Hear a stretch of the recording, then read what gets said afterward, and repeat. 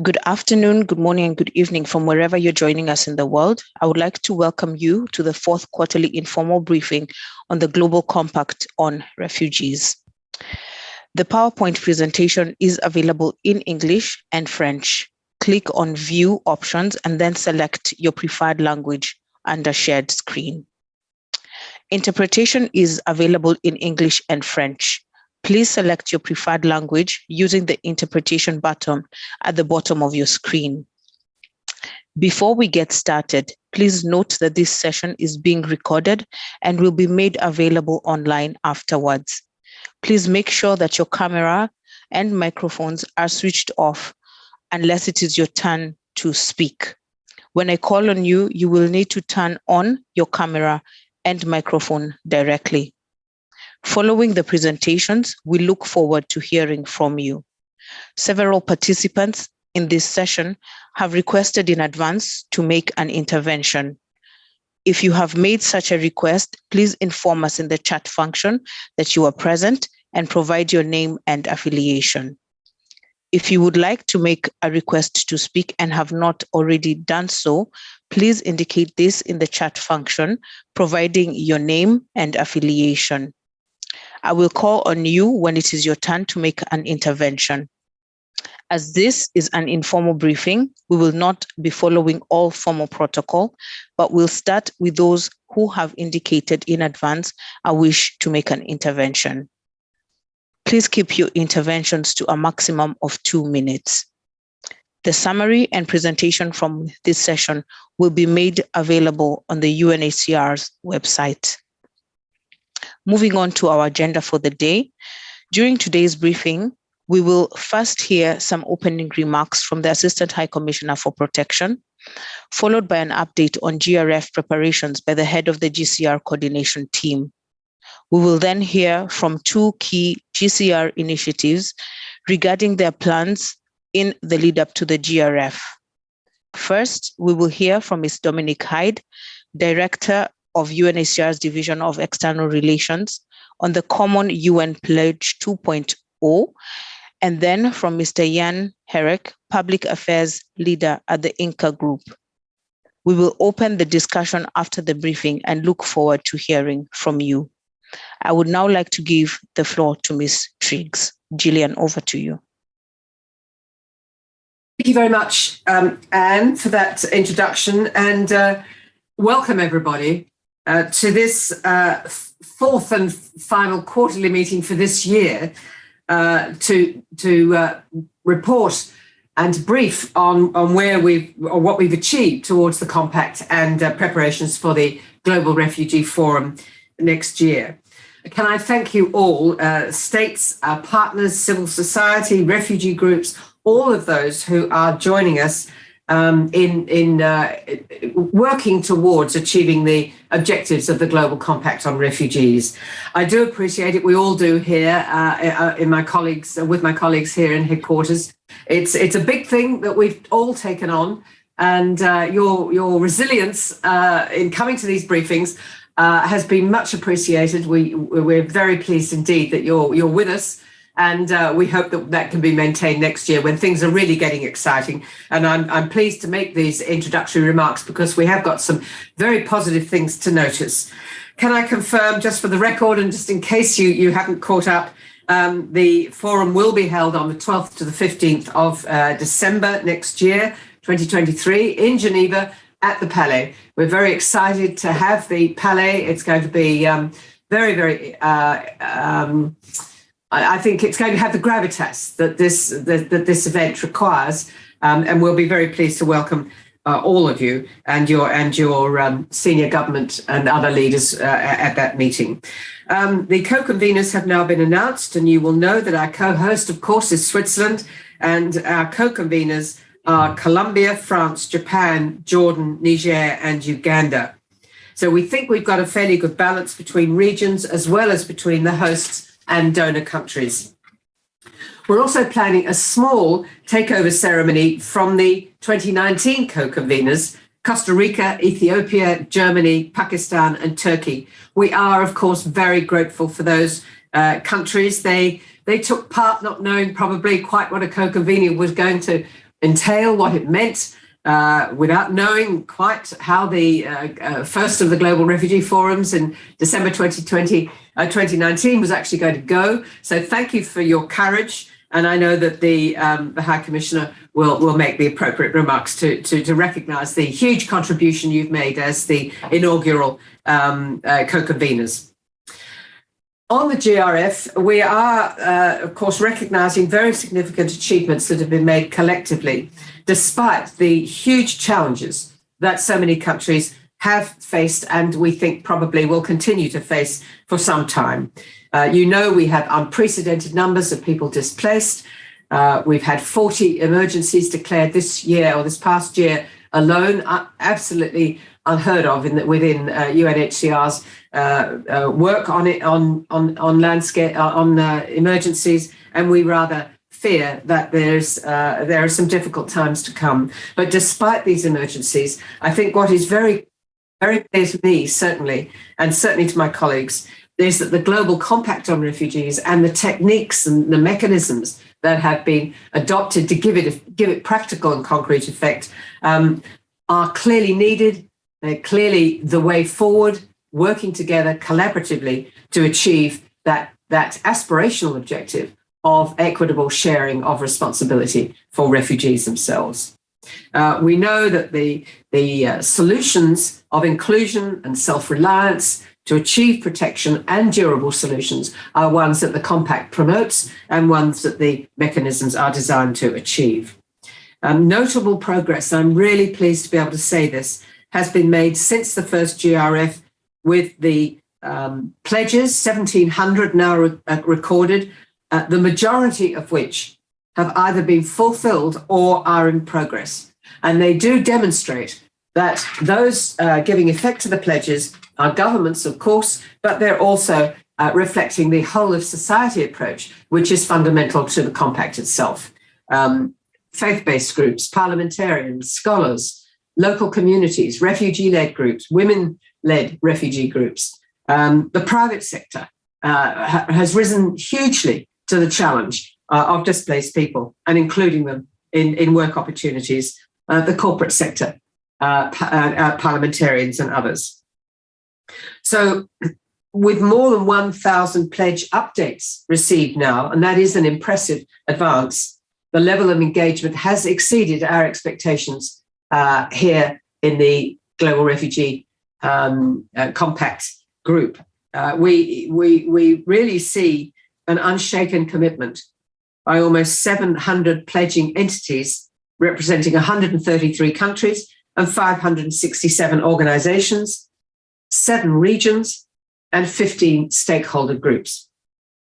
So what I'd like to do is to just give you some practical examples of what all these numbers mean, because they as numbers, it's always hard to really give a sense of the excitement that is now being generated and commitment and practical and concrete to give effect to the pledges that have been made. And let's begin, if I may, by way of example, with Colombia. Colombia is really global best practice. It has made huge achievements since the first forum on statelessness, on nationality, the adoption of a comprehensive migration policy, and the provision of residence permits. But the one that, of course, is the standout is that they have given a 10-year temporary protection status for Venezuelans with a pathway to citizenship, access to work, to education, to healthcare, on a par with citizens. But also it's important to note that Colombia is an active member of the MERP support platform as part of its regional engagement to foster cooperation and protection within the region. So on just about every score, Colombia is a global leader in demonstrating what can be done to take an inclusive and humanitarian approach to the plight, in this case, of Venezuelans. Another example that we'd like to highlight, a country, Uganda, is one of the first to pilot a comprehensive response to, of course, the continued numbers of refugees who move across the open borders that Uganda has provided. They have pledged integration, registration and protection of refugees and those who are stateless, and they're advancing towards including refugees in their national and local government plans and in their national statistics. Refugees and their needs are now taken into consideration explicitly in the district development plans and other plans for education, health, jobs, and in the environment. Uganda's also developed, and we're particularly pleased to notice this or to observe it, in the National Action Plan to End Statelessness in conformity with their pledge to eradicate statelessness. And we are seeing the momentum for an end to statelessness really mounting, particularly in parts of Africa.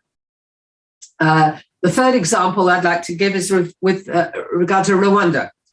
It made 17 pledges in 2019, and 15 are either fulfilled or in progress, with issues like statelessness, education, jobs, and livelihoods being the main themes. Highlighting one particular pledge, Rwanda has reaffirmed its commitment to issue IDs, identity cards, to all refugees in the country. And we all know that it's the documentation that makes the critical difference for the ability to become legally protected and to be engaged in the social and economic and in digital inclusion of the country of asylum. So we're really seeing this issuing of IDs as one of the most critical ways of ensuring inclusion. In Jordan, the country, of course, has been a leader in humanitarian development cooperation through its refugee response plan and other mechanisms. But it continues to benefit from 55 pledges made by countries, by the private sector, and by civil society to support refugee social inclusion. And, of course, self-reliance, which is so critical through education and livelihoods. So we commend the various partners that have made advances in Jordan to support the refugees and the host country populations, particularly in a context where it remains very difficult for most refugees who've been in Jordan now 10, 11 years for them ever to return home. Germany, of course, also leads by example in many areas, particularly resettlement, where Germany has made a financial contribution in support of resettlement processing and has exceeded its resettlement commitment that was planned in 2022. So Germany continues to be one of our most important donors, but it also, of course, has a very comprehensive resettlement program. The NGO Coaches Across Continents has been working towards increasing the availability and access to sports and to sport-based initiatives for refugees. And I must say that whenever I go on mission, and I've been doing a great deal of that recently, the access to sporting facilities and various sports initiatives for refugees is so important. And you can see the young people so excited by the opportunity to play their favorite sport. And Coaches Across Continents as an NGO is inspiring and ensuring that they give effect to that, the needs and rights of young people to have access to sporting events. In terms of private sector engagement, a great deal of progress has also been made by the pledge given by the Inca Group, and we'll hear a little bit more about that in a moment, with 1,765 refugees having been enrolled in the Skills for Employment program in 22 countries. The program was launched 2 years ago in 3 countries and has, as you can see, very significantly expanded since then. So it shows how a good idea can quickly take off and spread globally. I'd also like to mention the Microsoft Philanthropies Camp Model program that has now empowered 20,000 refugees and host community youth through digital skills in the Kakuma refugee camp in Kenya. And again, that program is capable of being scaled up to other countries. So where we know it works, then it's possible relatively quickly to move it and expand it. Significant advances have also been made towards pledge matching. And there's growing interest in pledge matching. And we're announcing now the official matching portal, which will be launched today. I think you all know that the pledge matching has not been as rapid as we had hoped, but we're now seeing a greater understanding, excuse me, of the importance of this matching process, that it's not enough for pledges to be made. The country who's made them, if a developing country or a poorer country, they need support. And so the matching with a country with resources is a very effective way of ensuring that the changes in laws, processes to protect refugees are in fact achievable. And one example of this is the Republic of Korea, through the Korean International Cooperation Agency, working with Burundi to support the voluntary repatriation of Burundian refugees from Tanzania. And I've been myself on mission to Tanzania, and I've seen the wishes of the people, the refugees from Burundi, to return home, but without the support that they need in order to do it. So this matching with the Republic of Korea, where they have allocated more than $50 million to achieve a policy pledge of enabling voluntary repatriation, is a very, very important step forward. And of course, it implements one of the objectives of the Global Compact on refugees, to support the conditions for return. And there's not usually time to discuss these things at this sort of briefing, but the return in safety and dignity is one of the most important priorities for many, many countries that have hosted refugees for a long time. And the ability to facilitate that return is a critical part of achieving an equitable sharing of responsibilities, but ensuring that most refugees who want to go home are able to do so. The next forum will need to be focused on the fundamental ambition of reinforcing the commitment to burden and responsibility sharing at a whole and global way.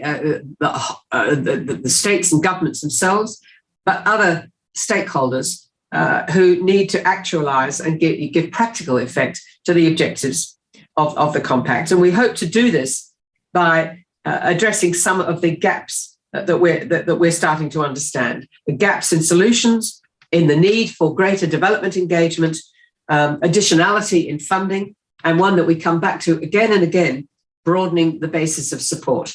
That is really would be one of the great outcomes of the next global forum for refugees, to increase the support globally that has not been there over the last few years.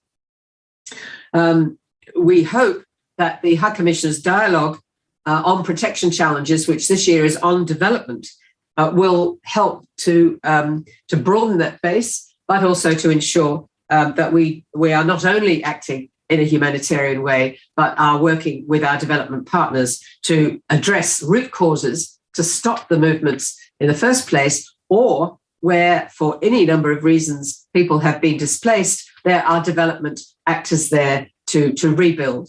And indeed, we've just finished one of those roundtables in Moldova this morning. And there, of course, you will all understand how important it's going to be to bring in the development actors as quickly as possible to assist Moldova, which, as you may know from the news last night, they were in complete blackout for much of last night, seeing that the war is now starting to impact them, not only by significant numbers of refugees seeking protection there, but now with the consequences on their energy supply that comes through the Ukraine. We also hope to see more whole-of-government approaches through multi-stakeholder and partnership approaches, and much greater and more meaningful refugee participation. And we all know how important it is that refugees, including refugee women, are at the table to discuss what are the best comprehensive approaches. And finally, we hope that by ensuring that the pledges from 2019 are fully implemented and that new pledges have been cultivated and developed, that they are quantifiable, that they meet the needs that we know are there, that they have an impact, and we have evidence for this, and that they are pre-matched to support comprehensive refugee responses. So matching is becoming a very important tool in order to bring us to a very successful forum next year. So may I finish then by saying that a successful forum will demonstrate progress towards the GCR objectives through financing and development cooperation, inclusive policies translated into practice, expanded opportunities for durable solutions, and a broadened basis for support from governments and all the other actors, including the private sector, that are increasingly engaged. So that's a very brief summary, but I think you might know, for those of you, and many of you, of course, have been in previous briefings, I think it's a very positive briefing. I can see that the momentum is there, and I think we'll be in a good position to show at least a significant level of achievement in meeting those four objectives of the compact itself. So thank you very much, and I'll pass, if I may, back to Anne. Thank you very much. Thank you very much, Gillian. Distinguished participants, moving on to our second agenda item this afternoon, I would like now to ask Ms. Parveen Ali to provide an update on preparations for the next Global Refugee Forum in 2023. Parveen, over to you.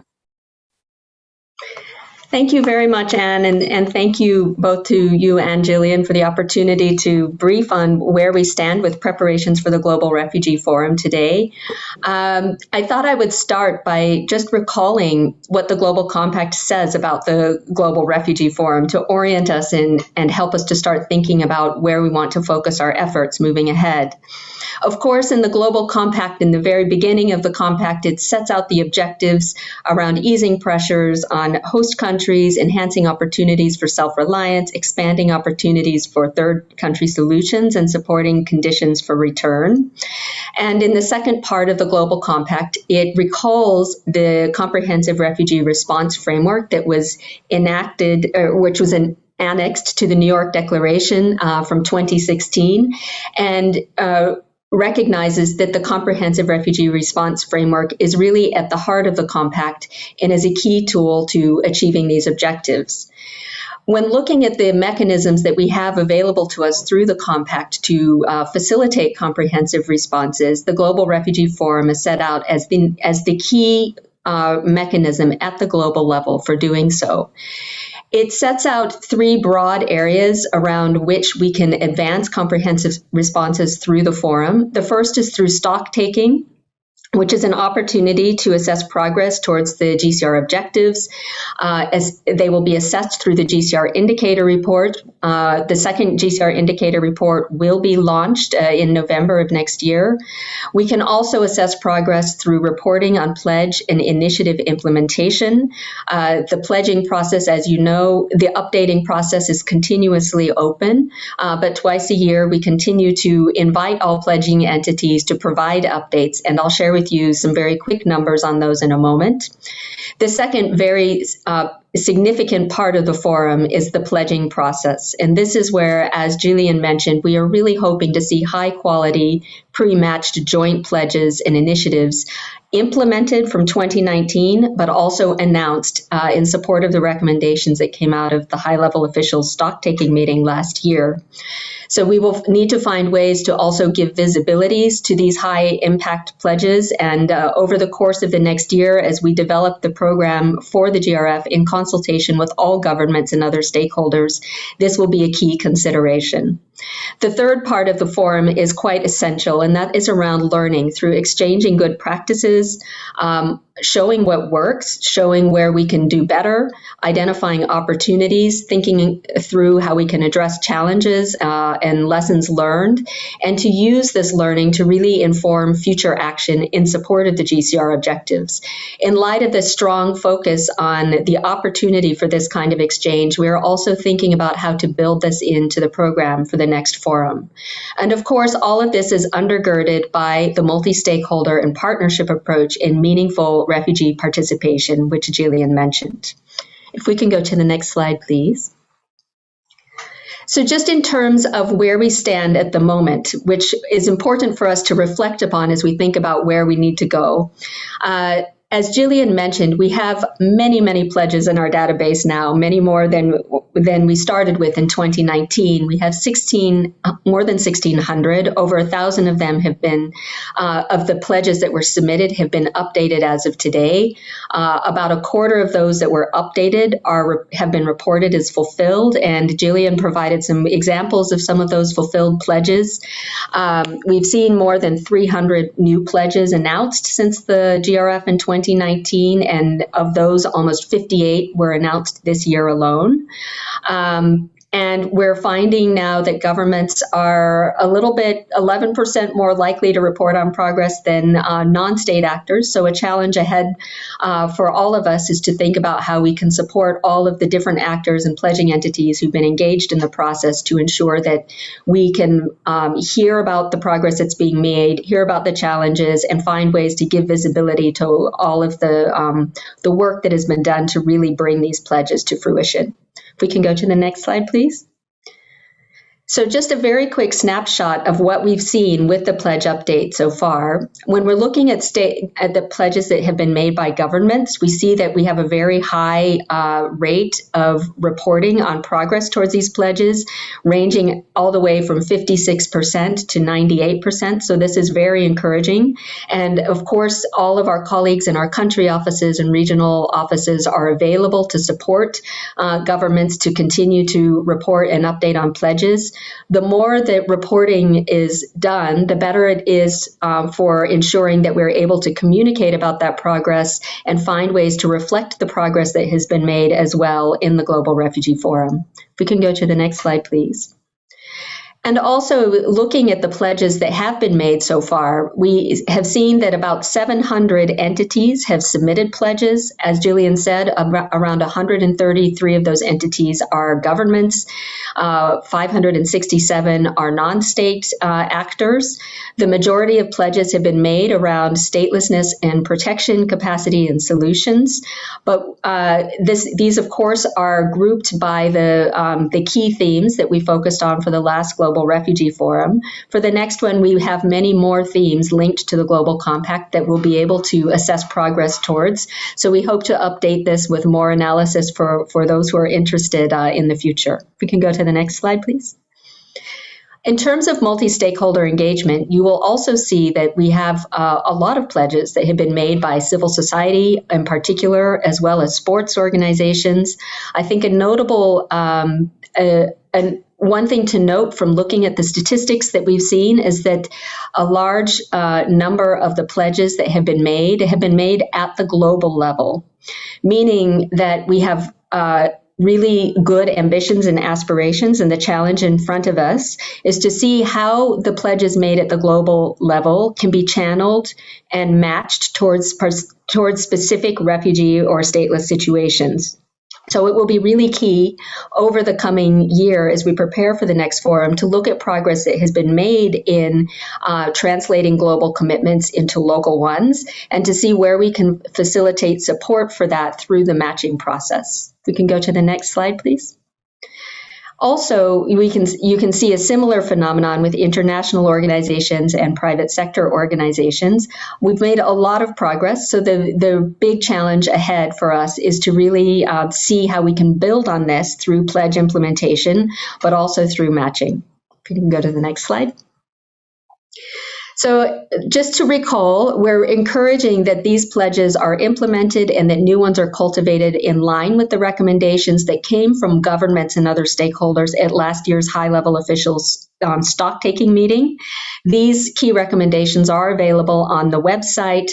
They're grouped according to cross-cutting themes as well as each of the GCR objectives. And we are very happy to work with governments, other stakeholders, and the many GCR initiatives that are multi-stakeholder in nature that have emerged since the first GRF to think through how we could work together on cultivating pledges in line with these recommendations that came from so many of you. If we can go to the next slide, please. In terms of where we're going next, I just wanted to highlight in the roadmap, we have spent a lot of time this year putting in place the architecture for the actual preparations of the Global Refugee Forum. We're now in the fourth quarter of the year. Many of our different multi-stakeholder initiatives that are linked to the Global Compact, such as the support platforms, the Asylum Capacity Support Group, the Clean Energy Challenge, the Education Alliance, and others, are already in the process of thinking about the kinds of pledges that they would like to mobilize towards for the next forum. So this process of developing roadmaps for pledges as mobilization is already well underway. We have the briefing today, of course. We requested pledge progress updates, which I just briefed you on. And then, as Jillian mentioned, the High Commissioner's Dialogue on Protection Challenges, which will be focusing on development cooperation this year, will be held in a little over a week's time. We very much hope with this dialogue that it will, of course, focus on the question of development cooperation broadly, but also produce some key outcomes around which we can organize and mobilize support as we move towards the next GRF. So we hope as a result of this dialogue to have a few key initiatives linked to development cooperation announced around which stakeholders could join or pledge towards as we move ahead. Next year, we will have 4 quarterly informal briefings, and the dates that are provided there. We will also share this roadmap online following this briefing. The opportunity, these briefings will provide an opportunity for all of our government and stakeholder partners and GCR initiatives to provide updates on the pledges that they're cultivating, the kinds of initiatives that they're working on, to make calls to action. This is extremely important for maintaining momentum around the GRF, building up political engagement and high-level awareness, and also ensuring that we have good visibility on the pledges that are being cultivated well in advance so that we can think about how best to ensure that they can be featured in the GRF program. We will also have 3 formal preparatory meetings. The first one will be held on the 2nd of February in person in Geneva. This will be an opportunity for governments and other stakeholders to come together to discuss the GRF ambitions, the vision, the program, and they will be a very important consultative mechanism in co-shaping the GRF together with all of our government partners and other stakeholder groups.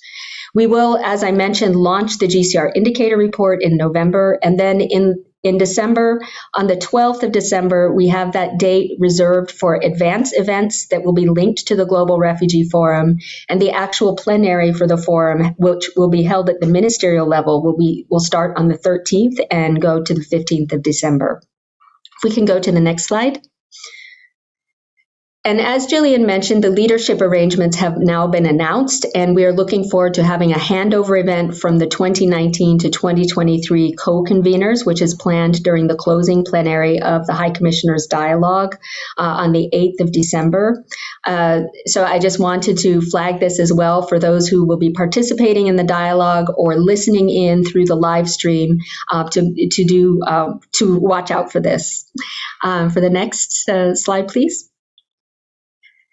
And I'm also very pleased now to announce the pledge matching portal, which has gone live on the digital platform as part of the pledges dashboard.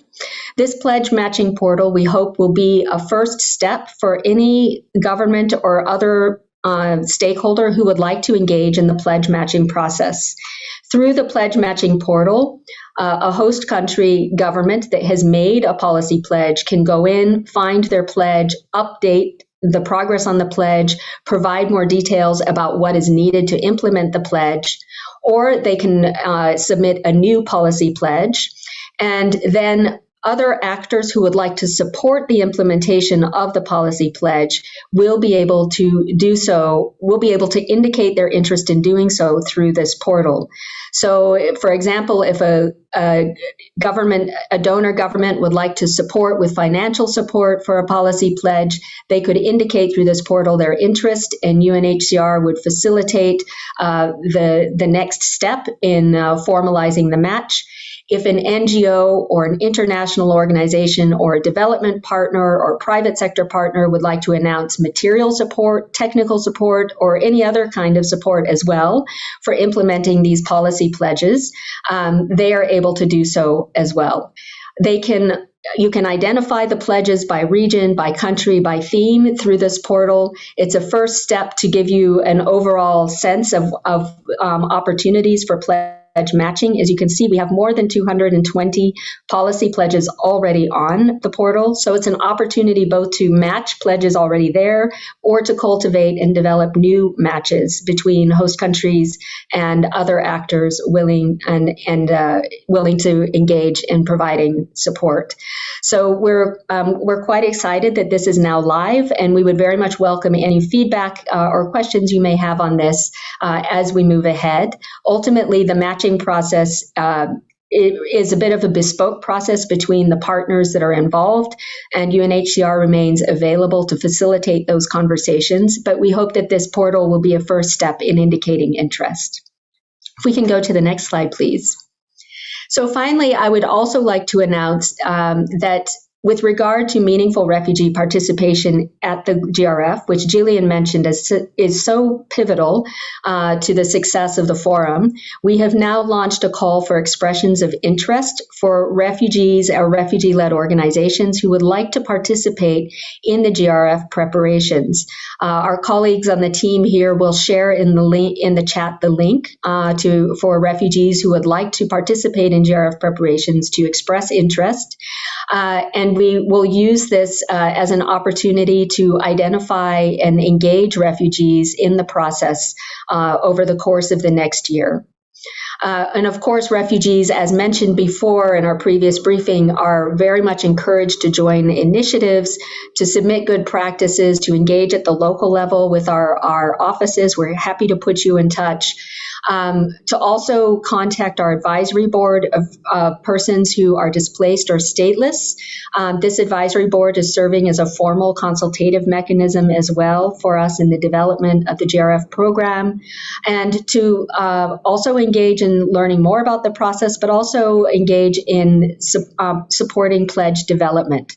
And we very much hope that that refugees who express interest in the GRF preparations will engage through the GRF in the GRF process in these different ways. So I will wrap it up there, and I will turn it back over to Anne, but we're happy to answer any questions and to also follow up bilaterally with any governments or partners who would like to discuss further. Thank you. Thank you very much, Paveen. Distinguished participants, we will now hear more about GCR initiatives. I would now like to give the floor to Ms. Dominique Hyde, Director of External Relations at UNHCR, to present the initiative on the UN Common Pledge 2.0. Over to you, Dominique. Thank you so much, Anne, and thank you, Praveen. Good afternoon or hello to everybody who's online. I'm here to tell you about the UN Common Pledge 2.0.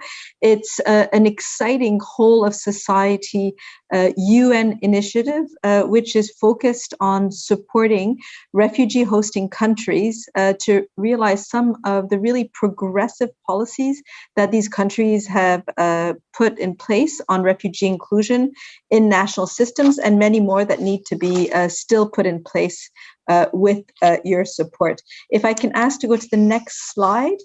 Thank you. For those of you who remember 2019, that was the first time we heard about the UN Common Pledge.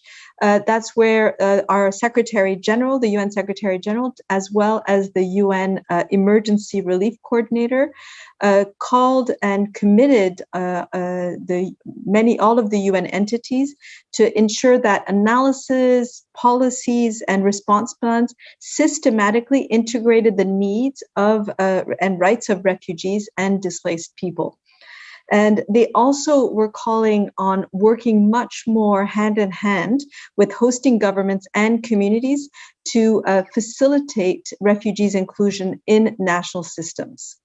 So we did a stock-taking exercise in 2021, and we were quite happy to say that at the time of 2021, the UN family was doing quite well in terms of the pledges.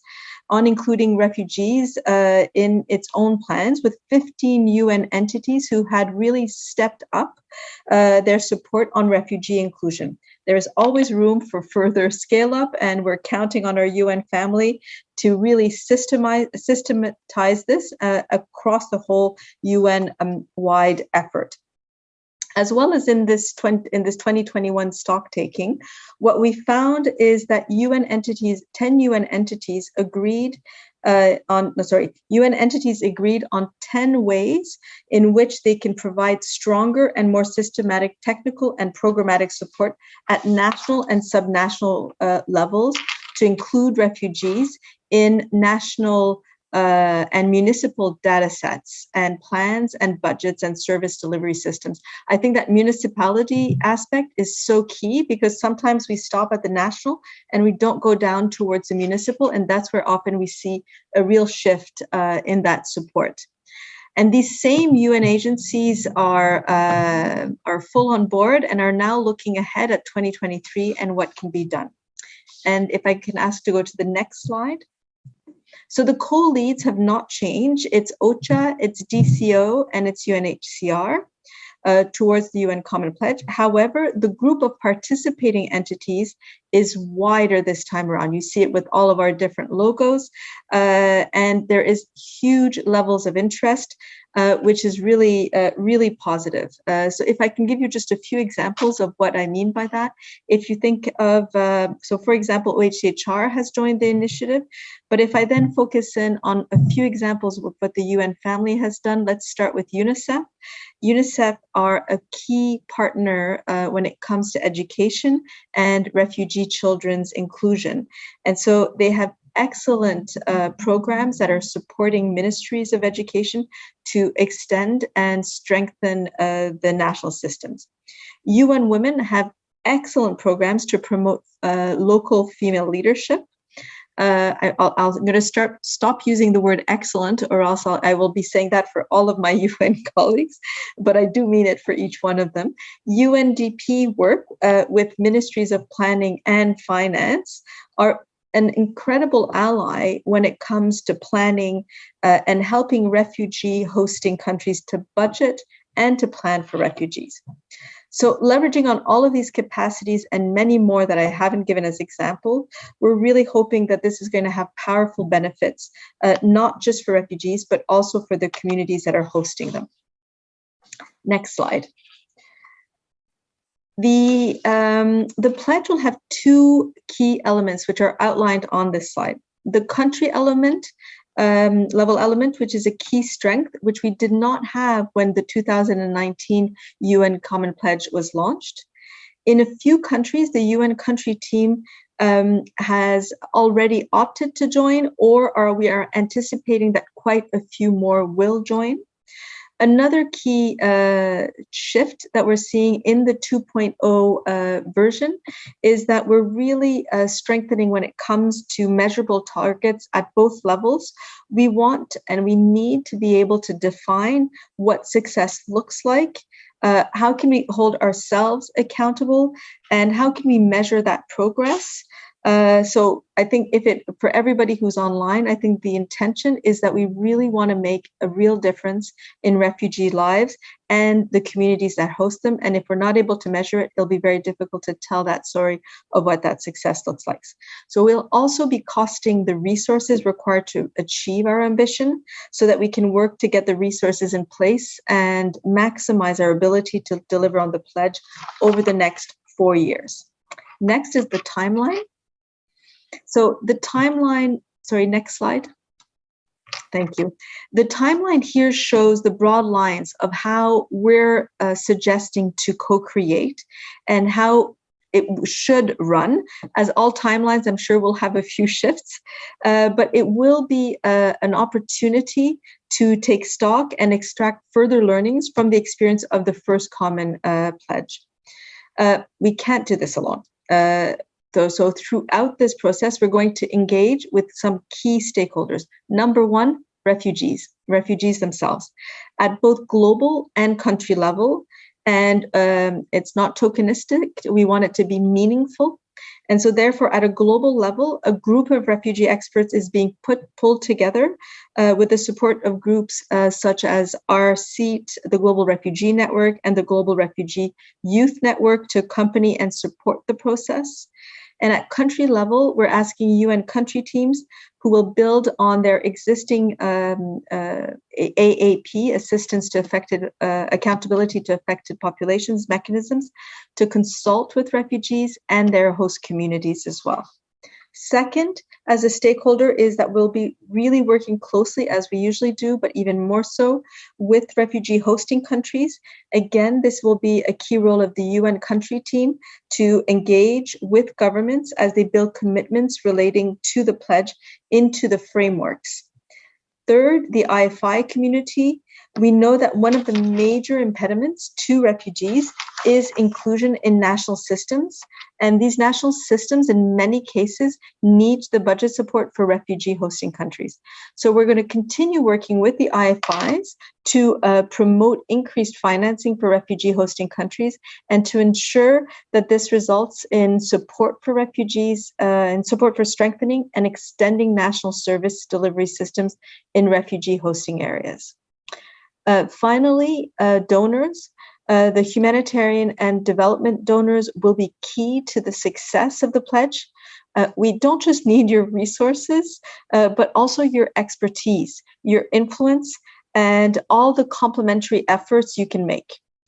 So we hope this is going to be catalytic funding that will also be coming through, a few front-runner donors on the issue to kickstart and create or use one of the existing pooled funds mechanisms to support the country-level implementation. And that would really, I think, strengthen the work that the UN country team is also doing. So finally, my last slide. I wanted to give you a concrete note by showing you what it really means for refugees and host communities to be included. So these women in Turkey are in a successful UN-supported program. It's actually created by ILO to develop marketable skills for refugees and host community members. So getting access to decent work means that refugees can better support themselves and their families, and then they can also contribute not just their labor and expertise, but also to the taxes of the said country. This is just one of many examples where support from the UN wider family has helped to move the needle on inclusion. We've made other excellent examples. I'm not going to be able to really pinpoint each of the UN agencies with whom we've been able to really make that shift. And I'm sorry for all of those I'm not going to be mentioning. That doesn't mean that you haven't done some wonderful work. But just a few. With ITU, together with UNICEF, we're collaborating on a Giga Joint School Connectivity Initiative, enhancing connectivity in local schools that are also accessed by refugee children. That's one. With FAO, we're providing technical, financial, and program support to host governments in the areas of sustainable agriculture for livelihoods, but also forest management for energy. I saw some of the work that we're doing together with FAO in DRC, and it was exceptional and really supporting South Sudanese refugees. UNFPA, we're partnering with a national university in Turkey to strengthen the national capacity to provide mental health and psychological care to survivors of sexual violence in the refugee community and beyond. And UNV has established a refugee UN volunteer special initiative, which allows refugees to take up a remunerated or get a job, which is paid in the UN volunteer development. This initiative, in my mind at least, is offering an incredible pathway for refugees to professional employment. It reduces their dependence on humanitarian assistance, and it really is transforming how refugees are also perceived. So refugee inclusion is good for host communities and refugees alike. We need the entire UN family to help make it happen and to be by our side. and we know that it can be done. We've proved it up to now. Much more needs to be done, and we're counting on all of your support to build and deliver on a really exciting level 2.0 of the UN common approach. So I think with that, I'll have to leave you. I'm not going to be able to answer your questions, Anne, but Annika Sandland, who is the head of our partnership and coordination service, will be with us or with you to answer any questions that come up. Thank you so much. Thank you very much, Ms. Hyde, for your presentation. Dear participants, I would now like to give the floor to Mr. Jan Herek, Public Affairs Leader of the INCA Group, to present the work in the lead up to the GRF. Jan, you have the floor. Over to you. Thank you so much, and good afternoon, everyone. I just want to say my computer, as we say in INCA Group, went banana, so I'm presenting from my phone. So hopefully you can hear me, you can see me, and I will stay with you whole presentation. As mentioned, I'm Jan. I'm representing INCA Group today, and if you can click, please. Who we are actually. Most of you will know probably our core business, which is IKEA. And we are lucky to serve for more than 30 years, millions of customers, and in 31 markets with more than 170,000 employees. But of course, we are not just IKEA. We have two different companies as well, focusing on serving the many, which is Inca Centers. So in more than 15 countries, we have more than 40 meeting places as of now. And of course, we have also part of our business, which is focused on the investments and mainly meaningful investments for the future. If you can click. How it started, I wanted to start with the beginning, how we as an Inca Group and IKEA overall went into the idea to support refugees. Of course, we had a strong foundation, our purpose, which was already since our Ingvar Kamprad, who developed IKEA in a way, came with the ideas, if we have a profits, we can serve the society, and that's why we built our commitment by 2030 with our partners and business allies to contribute to accelerate the transition to fair and equal society. So we developed Skills for Employment program, which we introduced for the first time in 2019 at Global Refugee Forum, and we committed to support 2,500 refugees in all of our markets. But of course, already that time we realized it's not enough, and we can probably start somehow using IKEA brand to serve the many, to support more. So that's why on top of that, we develop also Changing the Narrative, which is initiative with the three main pillars through which we trying to raise awareness with our coworkers, because those are who are meeting customers and who can really change the awareness within our company and also with our customers. The second focus group is, of course, customers, and we never cannot forget about neighborhoods and where we operate. The second pillar, very important for us, and in a couple of seconds I will explain why, especially this and next year, it's inspiration of the private sector, because we believe if we can go beyond our operations, we can do much more.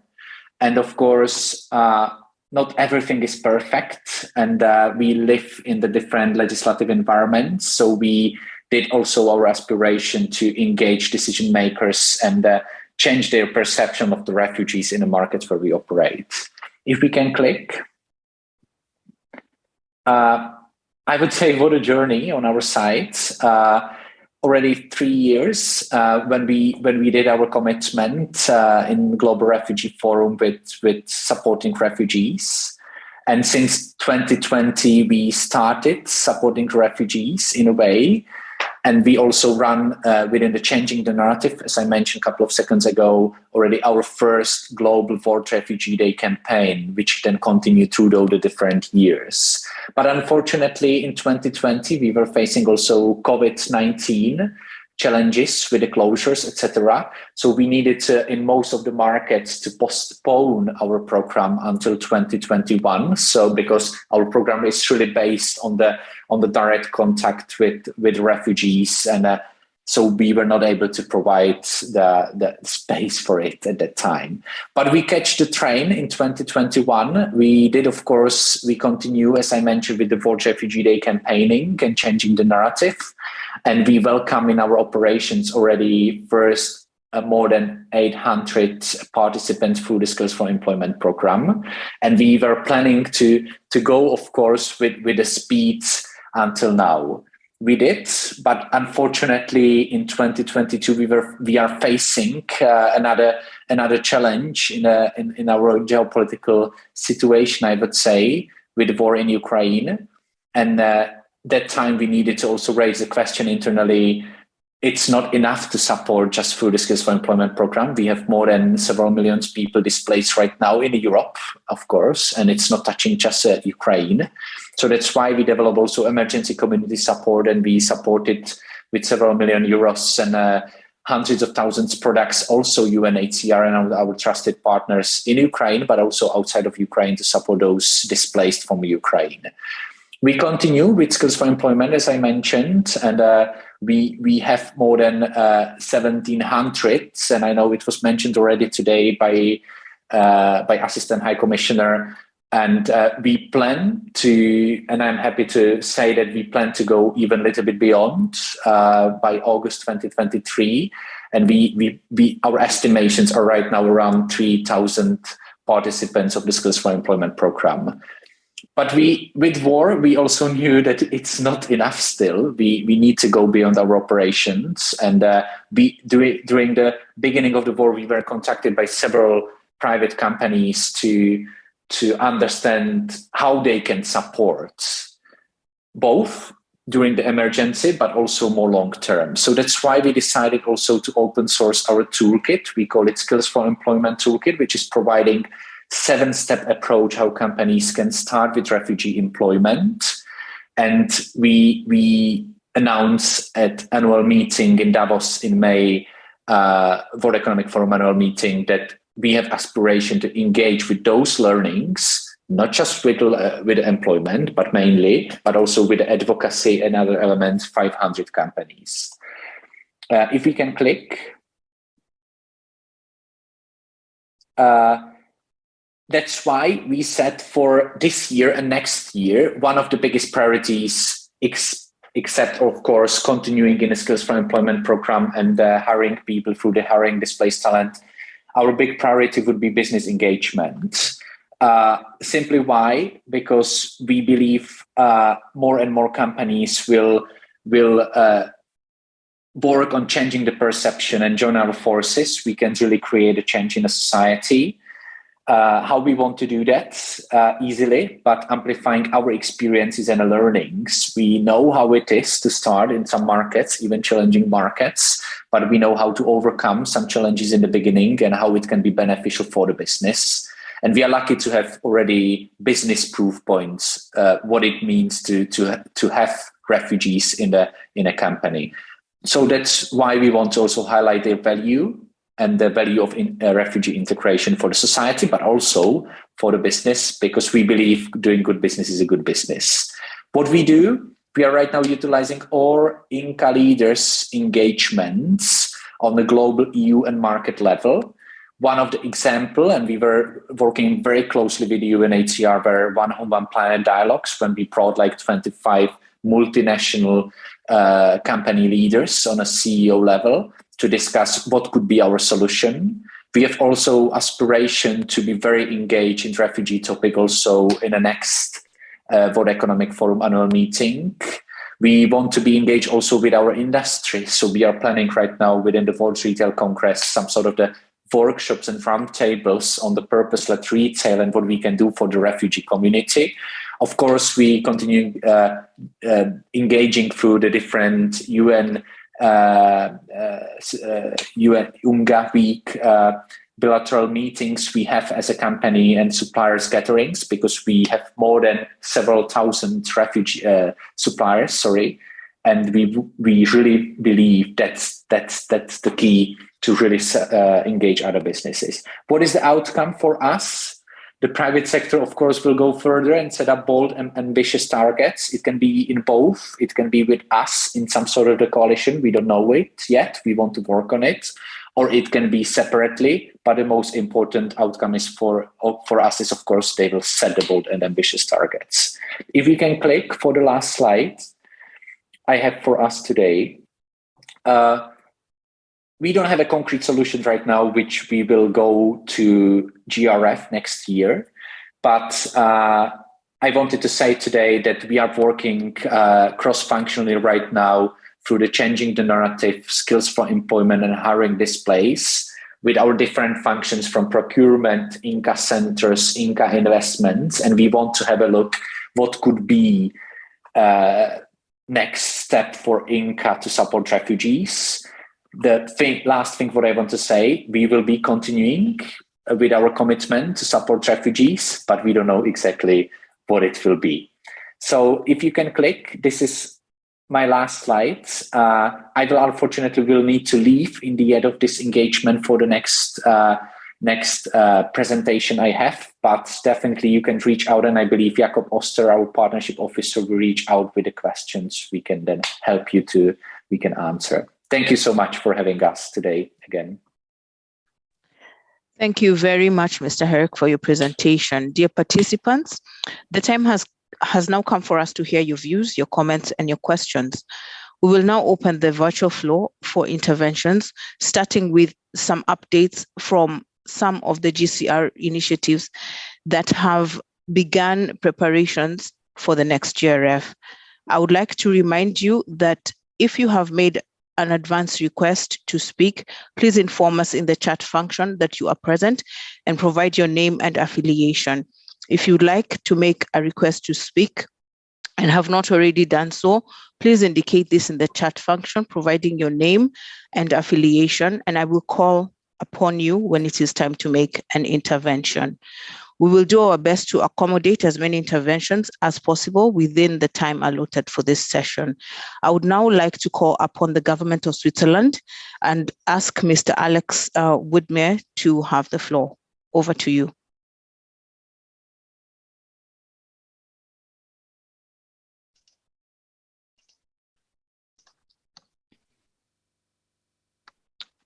Yes, hello. Hello, Anne, and hello to everybody. So many thanks for giving me the floor shortly. I just wanted to reconfirm that Switzerland is fully committed to play its role as co-host and to mobilize as many as possible initiatives in order to make the GRF a success. In fact, the GRF is a great opportunity to boost the further implementation of the Global Compact on refugees. And the idea to mobilize partners around pledges of various kinds, and in fact, not only the financial, material, and technical pledges, but also those that you relate to as others that are more policy, regulatory, or process improvement pledges. That is very useful and necessary. In fact, there are also maybe there is also some scope to broaden the areas of engagement for the pledges. For instance, the GCR contains considerations related to security, like human trafficking, infiltration of armed groups, and forceful recruitments.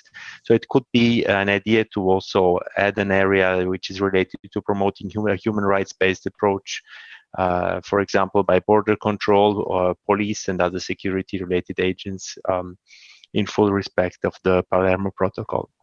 But anyway, the pledges, as we consider them, they are a means, not necessarily an end in themselves. So the GRF should also have a political commitment. It should allow to take stock of the achievements made towards the implementation of the GCR and not just the pledges.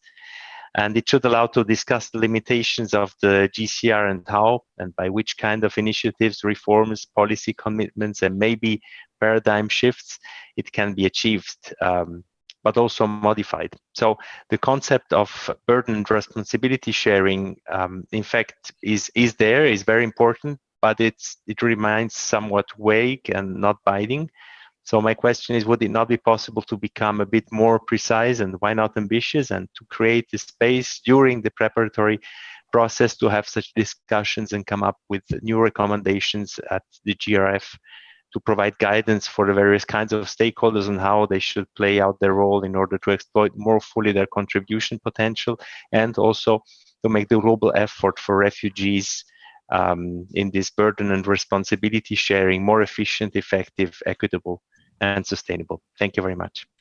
Thank you very much, Switzerland. I now give the floor to the government of Jordan. Mr. Mohammed Al-Kabil, you have the floor.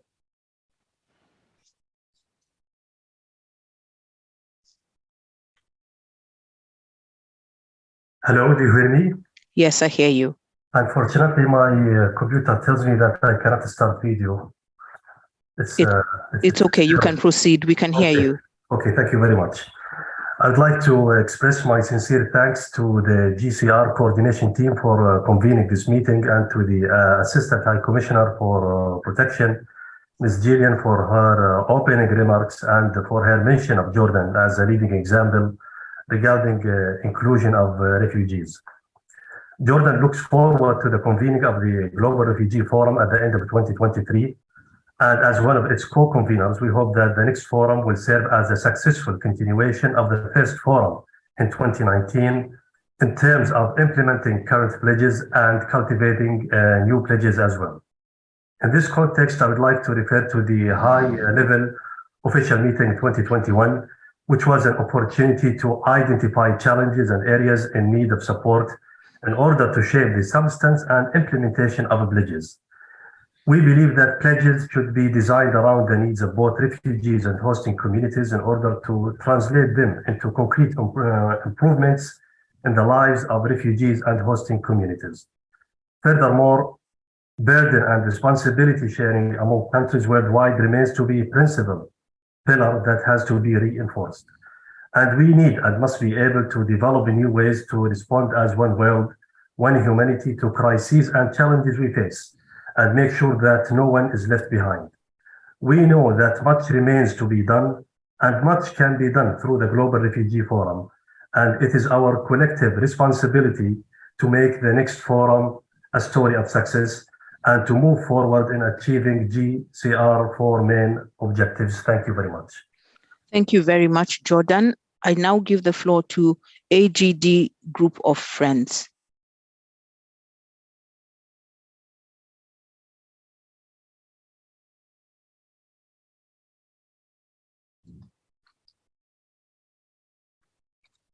I'm not sure who's speaking on behalf of the AGD Group of Friends. It's not indicated, but if they are online, they have the floor.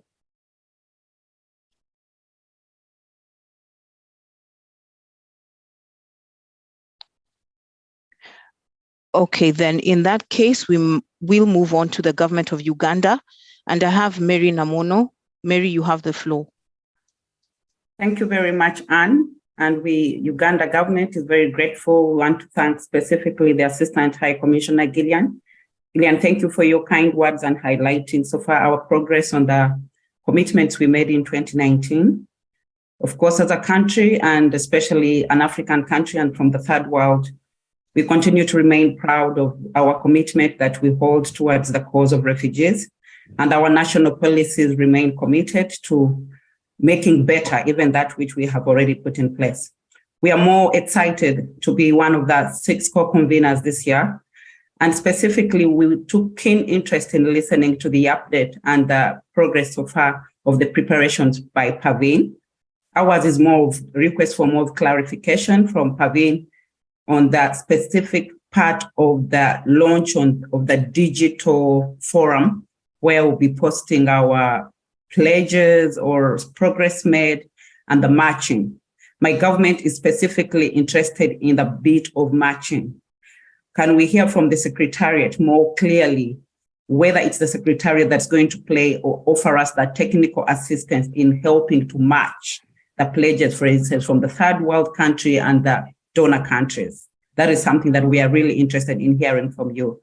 But that aside, we are confident that the 2023 forum will afford us a better, probably, and more organized platform for the world. And we're excited that in this meeting, we've seen the private sector, the civil society, and just a commitment of every person to try to give everyone a life. Refugees are belonging besides their hardships that they go through. So with that, we want to thank you, and we look forward to your response to this. Thank you, Anne. Thank you very much, Uganda, for your remarks. I now give the floor to the government of Mexico. We will try and come back to the AGD group of friends once I have an indication that they are online. Mexico, you have the floor. Thank you very much indeed, Anne, for giving me the floor. Very briefly, just wanted to join others in thanking UNHCR for providing us with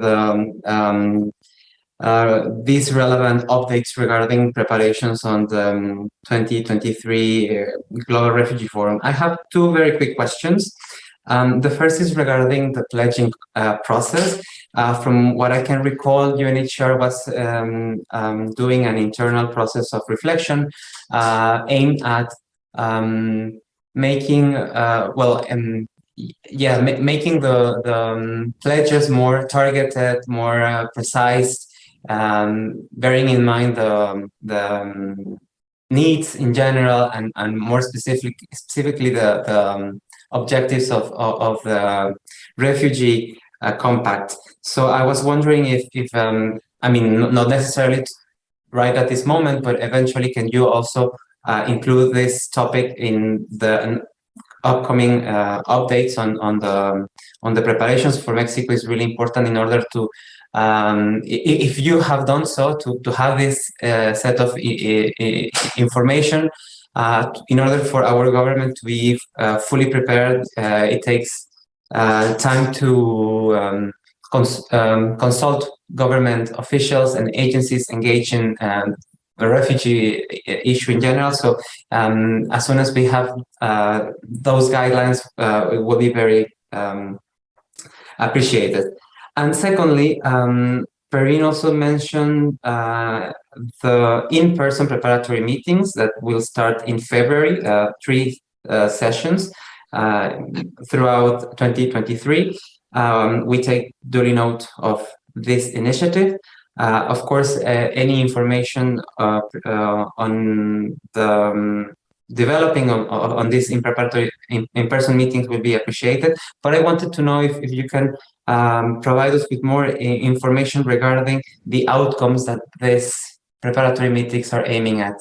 If it's logistically speaking, substance, if you can provide us with more details on the outcomes of the preparatory meetings will be also appreciated. And I thank you very much for giving me the floor. Thank you very much, Mexico. I now give the floor to Refugee Youth Education Hub. I understand it's Abdullahi Mira speaking. You have the floor. Yeah, thank you. I'm well, and I really appreciate this. Is my voice clear? Yes, you are clear. Yeah, I really appreciate this, and it quite often happens, but like I represent the Refugee Youth Education Hub and formed in the year 2017, like the first and the first RLO in Kenya, and that is specifically in the Dab refugee complex. In 2020, during the COVID, we won the UNHCR Innovation Award. Thereafter these challenges that, of course, there are a lot of interesting global talk about the refugee inclusion, and this one of it we really appreciate. We really appreciate the work of UNHCR. We appreciate UNHCR globally appreciating our activity and giving us this award of Innovation Award. However, we have challenges on participation. Like last year, we were to attend, this year, June, we were to attend the global forum that was happening in Geneva. Everything was in our CTDs. But the thing is, when you go to the embassy, they always tell you, we have the invitation, yes, but they need a specific invitation. So all the RLOs were not given this specific invitation. So if at all we request this, I think all documents should be in place for RLOs to attend such forums. Yeah. And in the field, we had noticed that some regions, some asylum seekers from some regions had a lot of opportunities than others. Like, to be specific, the Great regions have been highly represented, unlike Somalis.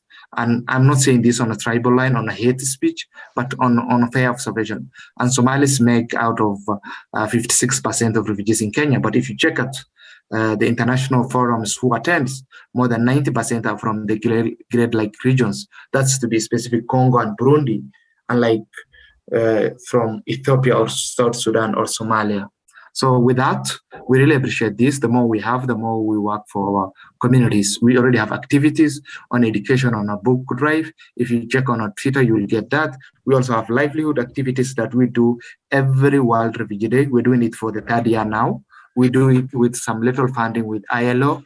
That is, we have caterings, we have cuisines of refugees that present a lot from different communities, and we compete on how they cook the food. So it's an interesting thing. I wanted to pitch to the to maybe people who are interested in the refugee business inclusion. And we really appreciate the Kenyan government reception, who have been so supportive on all our activities.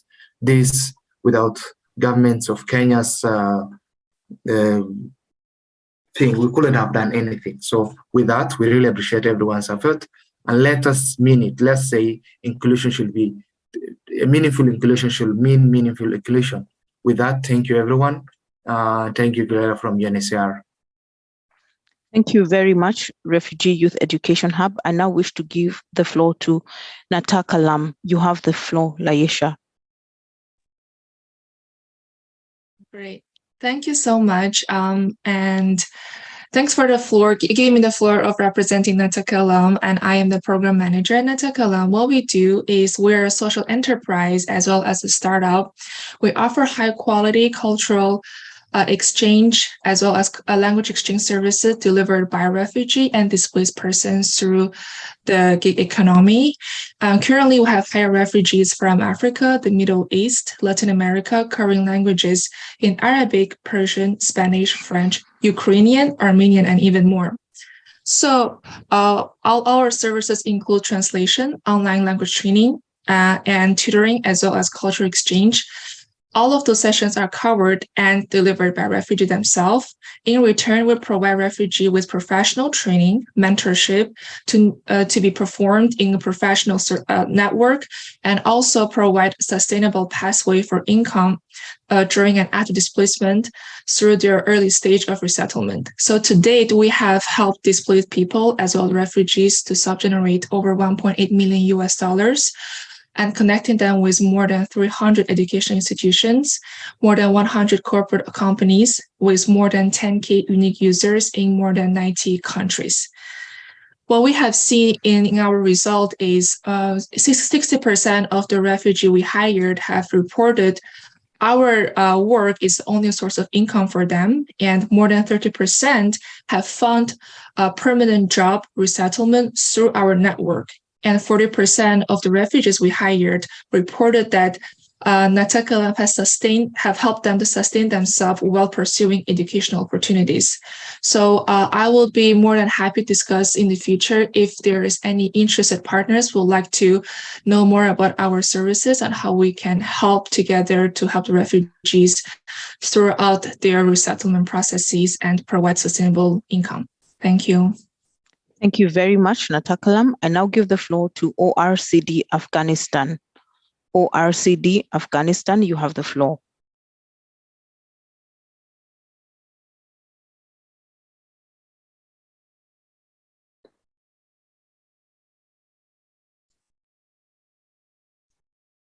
Okay, if they're not online, I now give the floor then to Global Campaign for Equal Nationality Rights. The Global Campaign for Equal Nationality Rights. Yes, my name is Beena. I'm from the Global Campaign of Equal Nationality Rights. And give me a moment. Amongst the root causes of statelessness is forced migration and conflict caused in particular by discrimination and exclusion. With pledges made during the UNHCR 2019 high-level segment on statelessness integrated into the GRF process, the GRF 2023 is an especially important occasion to call for action to end statelessness and uphold equal nationality rights for all. We call on UNHCR to ensure the prioritization of the GRF agenda for state action to address root causes of statelessness. Could you shed some light if there are any plans to integrate statelessness and equal nationality rights at the GRF? Thank you. Thank you very much, Global Campaign for Equal Nationality Rights. I now give the floor to the Global Refugee Youth Network. The Global Refugee Youth Network, you have the floor. Thank you so much. I'm called Simon Maritulon. I'm the advocacy coordinator at the Global Refugees Network. And at the Global Refugees Network, we work with the young people that are displaced in their countries of origin as refugees or displaced, through giving them support, building their capacity through building their capacity skill, and then also giving their capacity on how they can actually lead their communities and actually respond to their needs of the community. My question is on the pledges. So on the areas of focus, when Ms. Praveen was presenting, we had about 7 that actually were prominent areas of focus. So I'm just wondering whether children and youth are captured under the others, or they maybe we don't have so many groups that are actually fighting outside on the areas of youth and children. Thank you so much. Thank you very much. I do not see any further requests for the, okay, I see the government of Iran.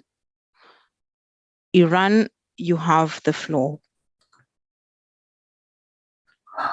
Good afternoon, colleagues. Am I audible? Yes, you are, Ehsan. We can hear you loud and clear. Thank you so much. Good afternoon again, and I would like to take this opportunity to thanks again UNHCR officials here, in particular Madam Gillian Triggs and Parveen Ali for their informative presentations here. I have just a quick question regarding the measuring the impact arising from hosting, protecting, and assisting refugees. As you know, and all of us know, as it is touched upon in the paragraph 48 and 103 of the GCM, UNHCR should coordinate with concerned state and appropriate partners to assist them with measuring the impact arising from hosting, protecting, and assisting refugees with a view to assessing gaps in international cooperations here. I would like to know more regarding any measures, any developments and progress made in this regard during the next GRF and in advance of that forum. Thank you so much. Thank you very much, the distinguished representative of the Islamic Republic of Iran. I now give the floor to the European Network on Statelessness. Mr. Chris Nash, you have the floor. Thank you. And I would just like to firstly to commend the Assistant High Commissioner and Perveen for their usual clarity in updating on developments with the GRF. Also to commend the consultative way in which this process has been taken forward from the outset. I'm privileged to serve on the NGO reference group for the GRF, which is a useful forum to exchange, and these briefings obviously further enhance that possibility. I would like to follow the excellent intervention from my colleague Bina from the Global Campaign for Equal Nationality Rights, who asked a pertinent question in terms of opportunities to mainstream and prioritize statelessness at the next GRF. I was struck by one of Perveen's slides, which showed that statelessness had among the highest number of pledges, which is perhaps not surprising when you consider that statelessness is both a cause and a consequence of forced migration, and there are very many nexus areas for constructive engagement to try and resolve statelessness. The timing of the GRF is also timely indeed, given the fact that next year sees the final year of UNHCR's I Belong campaign. So it's a good platform for a final push in terms of implementing previous pledges made through the GRF, but also looking ahead in 2024, it's planned to launch a new global alliance to eradicate statelessness. This is still in its formative stages, and I serve on the task force for this, but certainly pledging will be at the heart of that initiative. So hopefully that will ensure continued strong buy-in with the GRF in years to come. And I would essentially echo Bina's question in understanding how statelessness can be hopefully better mainstreamed across the agenda of next December's GRF, more so than it was at the original GRF in 2019. Thank you very much.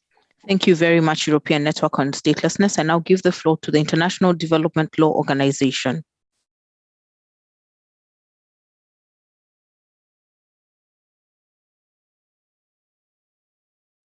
Do we have IDLO online with us?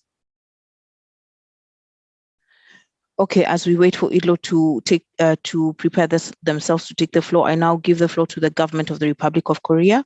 You have the floor.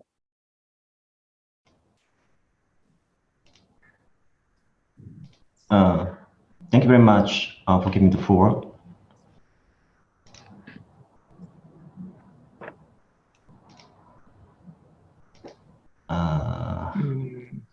You hear me, right? Yes, we can hear you. My name is Young, counselor from Korean Mission. I think there was proactive briefing, which was very useful and interesting. I have a quick question regarding the roadmap to the Global Refugee Forum, and it is probably related to the question from Mexico. The UNHCR is planning to hold 7 informal and formal preparatory meetings, which looks to be a bit burdensome to many of persons concerned. So I'm wondering if it is possible to reduce the number of meetings in a way of merging these formal and informal meetings together. So we can streamline, the preparations for the GRF. Thank you so much. Thank you very much, Republic of Korea. Now give the floor to the government of Japan. Japan, you have the floor. Yeah, thank you very much. I'm sorry, there's a technical problem. Please allow me to speak without camera. And thank you very much, Assistant High Commissioner and other panelists, colleagues of UNHCR. I appreciate very much for this quarterly update. We would like to express our deep appreciation to the High Commissioner's recent visit to Japan. He met a variety of stakeholders, refugees in Japan, local governments, parliamentarians, and private companies. His visit provided good opportunity for Japanese stakeholders in both public and private to recognize global refugee challenges and consider what we can. I have also learned that other high-level officials of UNHCR are planning to visit Tokyo. So we appreciate very much for the upcoming discussion and conversation, and these are very helpful for us to facilitate our preparation for the GRF. We are looking forward to cooperating with you all as a co-convener of GRF. I thank you very much. Thank you very much, Japan. I now give the floor to R-Seat. R-Seat, you have the floor. Thank you very much. My name is Rez Gaidi. Tenakoto Katoa. I'm the co-managing director of an RLO, Refugees Seeking Equal Access at the Table, RSEAT.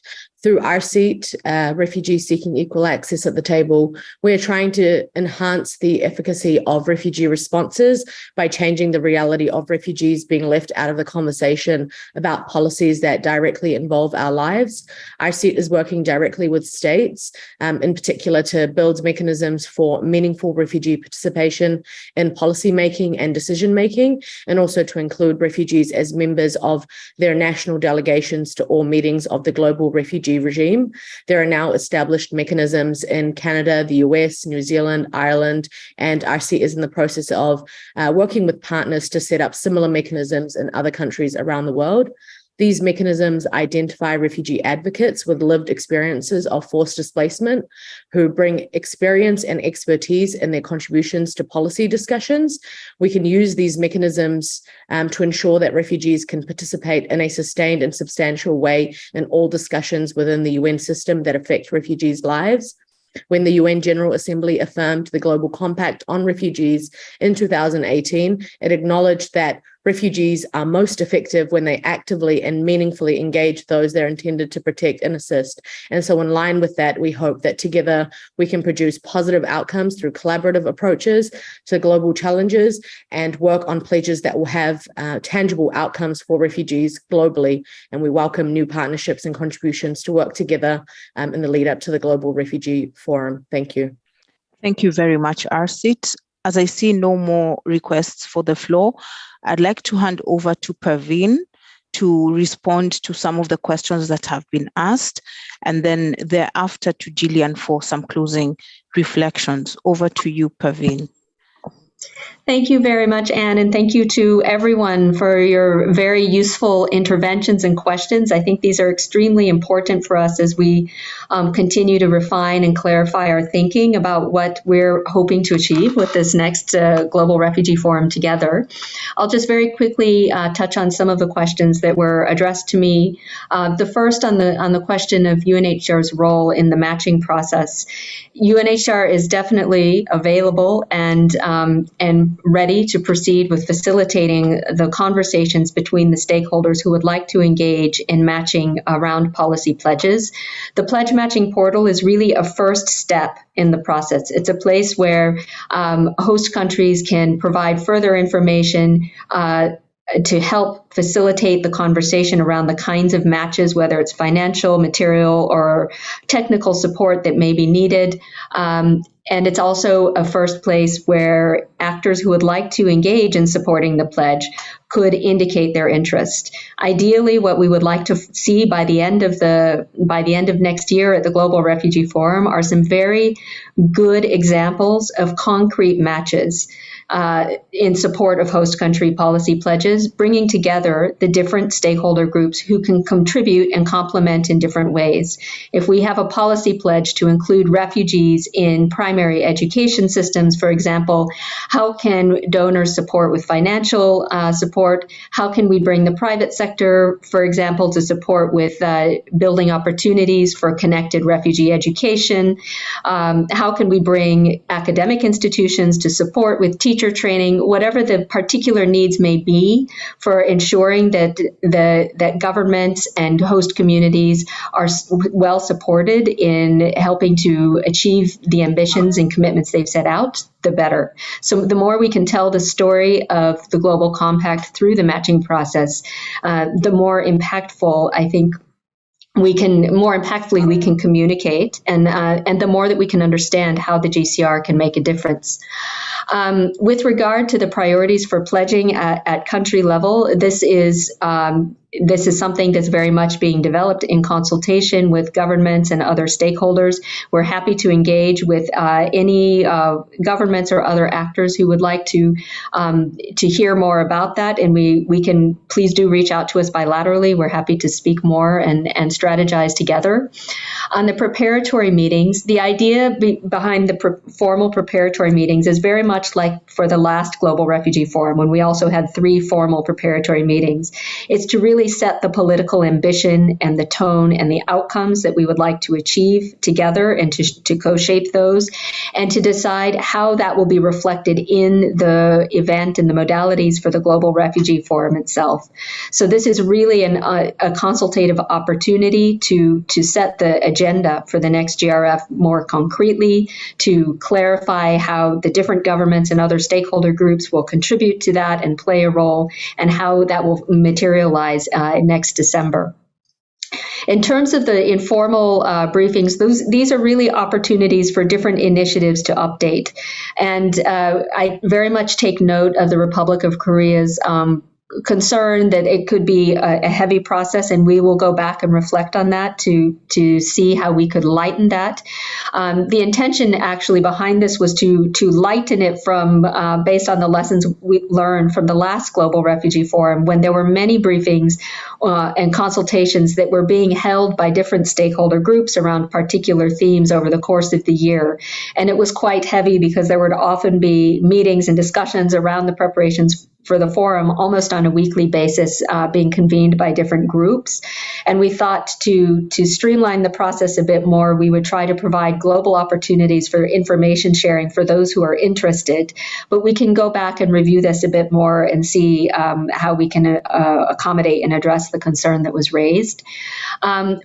Thank you also very much to the colleagues who and the stakeholder groups who spoke about the refugee-led organization engagement in the process. We really hope with this call for expressions of interest, it will be an opportunity for us to ensure a good balance of refugees from many different groups and stateless people from many different groups who have specific expertise or lived experience that they can bring in a concrete way, contribute to the outcomes of the Global Compact, whether it's through the development of pledges or providing advice or engaging in particular initiatives.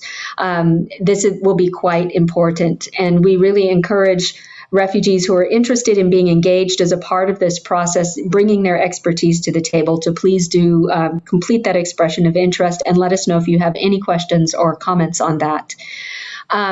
On the question around the mainstreaming of statelessness, I think it is well mainstreamed now across the digital platform. The statelessness pledges are also all included. The ones that are linked to policy or legal pledges are all included in the pledge matching portal. So we very much hope that we can advance on the implementation of these statelessness pledges in the same way that we're advancing on the other policy pledges linked to inclusion, protection, and solutions. And finally, on the question of measuring impact, I don't have an update at this stage on the next steps for the impact, so for the exercise. So we will consult internally and revert back on this question. Thank you. Thank you very much, Paveen. Before I give the floor to Gillian for closing reflections, I understand that Plan International will be speaking on behalf of the AGD group of friends. Plan International, you have the floor. Hello, can you hear me? Yes, I can hear you. Please proceed. Okay, perfect. So, just a minute, sorry, I'm hearing some echo. No, there's no echo. You can continue. Okay.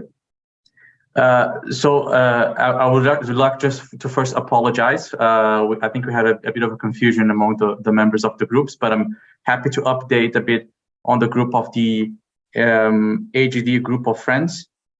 Just for those of you who don't know the AGD group of friends, this was a group which was created, which has been going on since the 2019 Global Refugee Forum. You might have heard about some of our work around the tip sheet for AGD on the pledges that was also circulated during the High Commissioner's dialogue.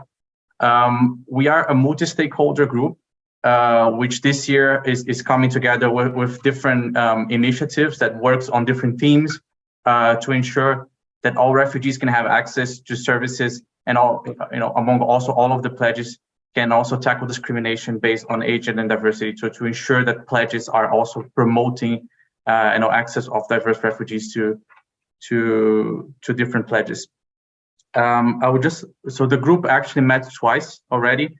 We have done workshops to define a vision and objectives, and the vision of the groups is that refugees from all the genders, age, and diverse backgrounds have equal access to services and dignity and can also meaningfully participate in decisions that impact their lives at local, community, state, regional, and global levels.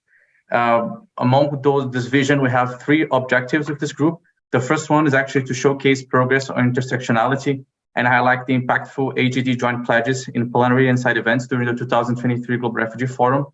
The second one is that to enhance integration of age and diversity consideration across all of the Global Refugee Forum pledges and processes, including addressing gender-based violence and the meaningful participation of refugees. And finally, to enhance the quality and quantity of all pledges to promote the inclusion of refugees to access services and protections, regardless of their age, gender, disability, and or other forms of diversity.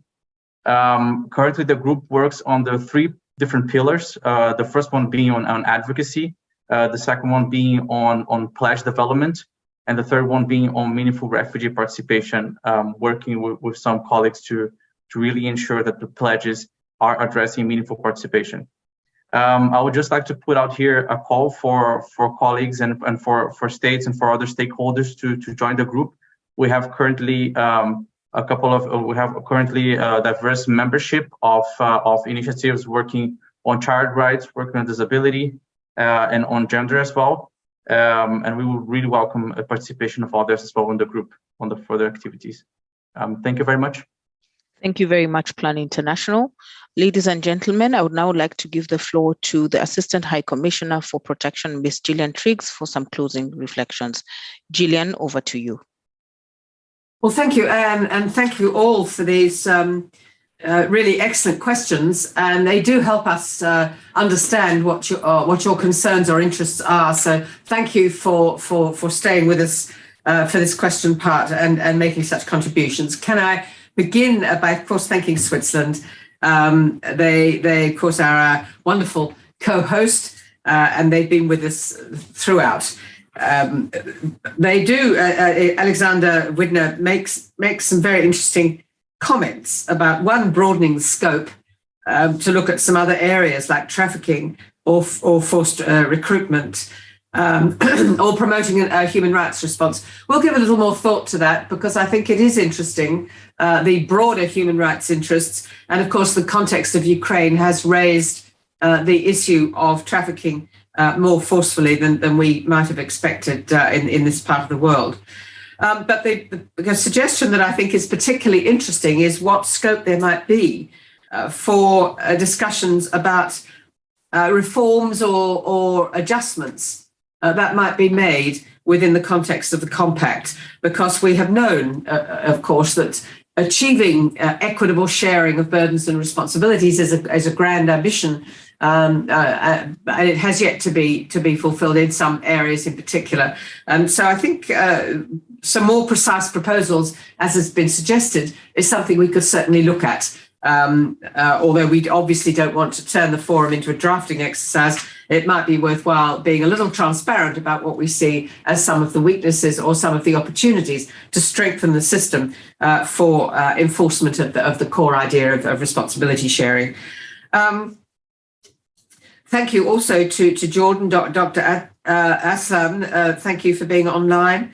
And we fully support the idea that we need the pledges to be implemented in concrete terms, and that has been one of the matters that we've needed to respond to, and that is the relatively broad nature of some of the pledges. And I know our GRF team under Perveen have been working to give them a more concrete and precise form.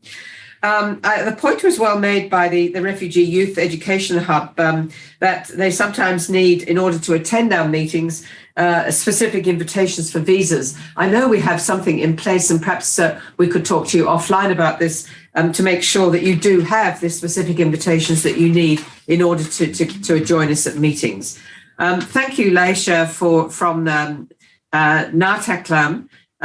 Your work on resettlement and support for refugees being resettled is very important, with training, with mentoring, translation services, and so on. So thank you for telling us about that.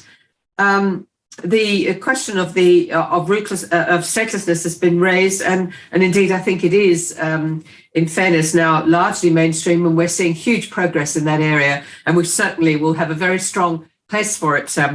Chris Nash, I can assure you it will be a signal feature of the successes for the next forum.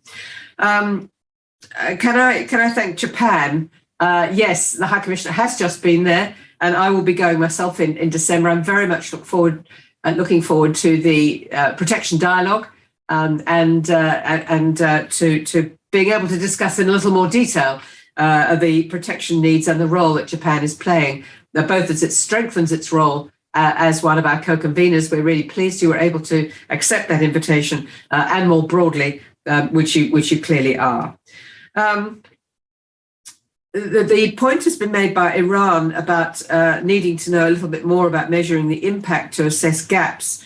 It's a very important point, and we will come back to you, if we may, on just how we're going to be assessing this, along with, of course, the indicator report that should be available by late October, November next year. We've had one indicator report, but it's only part of the story, and we hope to be able to measure impact in a number of ways and discuss that, and to present evidence, which our donors are really looking for before the next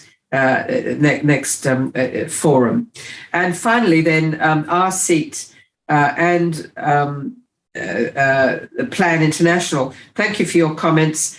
Yes, we are very keen to see meaningful engagement, refugee access to services, non-discrimination along the lines of the age, gender diversity policy, and we want to see more examples of meaningful participation, of more than tokenism. But we, as you will have known from XCOM and other meetings over the last year or so, we're seeing more countries looking at including refugees in the delegations. But we are also establishing advisory groups across a range of matters that we work on, and we hope that that voice will be more accessible, and that they'll be able to contribute much more to the decisions that are made about their needs and their plight. So thank you all very much. I'll finish there, but it's I think it's been an extremely useful meeting. Very good to hear your thoughts and views, and I'll pass back to Anne, if I may. Thank you. Thank you very much, Gillian, and thank you to all distinguished participants for taking time to join our briefing this afternoon. Without much ado, I wish you a lovely evening, afternoon, or morning, wherever you are. Thank you very much.